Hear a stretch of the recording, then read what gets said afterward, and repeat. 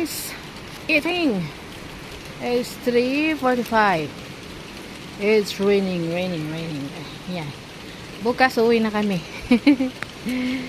Uuwi na kami bukas.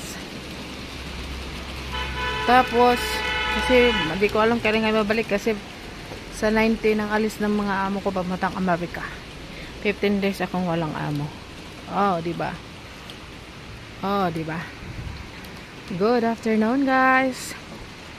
Mayroon pa mas magandang view nito doon sa baba, doon sa lake mismo. Kaya lang di pa ako makababa.